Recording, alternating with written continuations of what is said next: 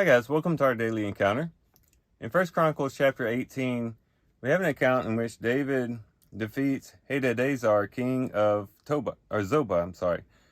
And this king had these bronze shields that eventually were used by David's son Solomon to build the bronze sea and the pillars and the bronze utensils for the temple. And so some of the materials used for the temple was actually brought in from a Gentile place, from a Gentile king, a defeated Gentile king.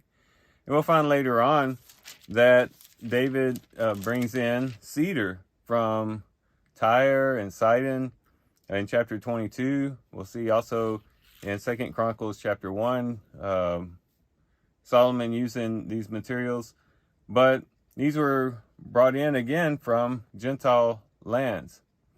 And this is very significant because here you have a Jewish temple in the Jewish land being constructed with Gentile materials in large part.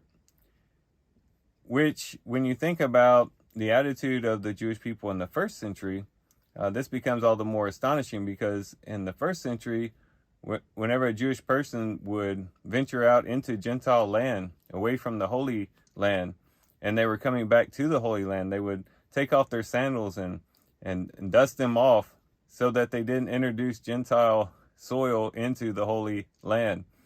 And yet, the temple that they revered, Solomon's temple, even though it wasn't existing at the time of the first century, they highly revered it. It was made of Gentile material, at least in part.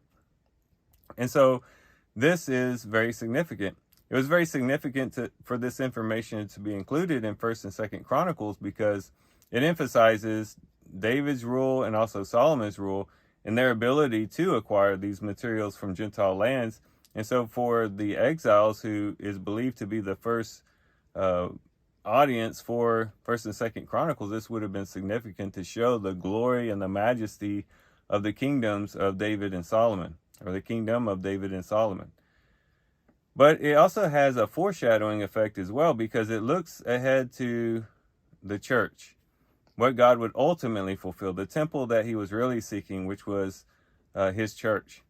And it too is made partially from Gentile material, that is, from Gentile people.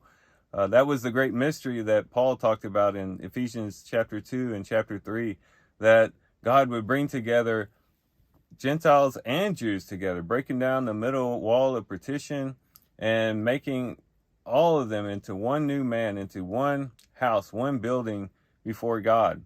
And 1 Corinthians chapter 3 talks about the church being the temple of God. And again, it's made up of Gentiles and Jews and anyone who would come to the Lord. The invitation to become a part of this spiritual house is open to everyone. And the Lord is bringing together people from all lands to construct this wonderful and beautiful temple so that we can all become what Peter describes in 1 Peter chapter 2 as living stones being built up into a spiritual house for spiritual sacrifices. And this is a wonderful thing that all people of all lands can now become a part of the temple of God and have God's very presence dwelling among them and living in them. What a wonderful thought. And so let's thank the Lord today for being a part of this temple, that we are able to be a part of this wonderful and glorious temple, that we're able to experience his presence as such, and we're able to live before him each and every day.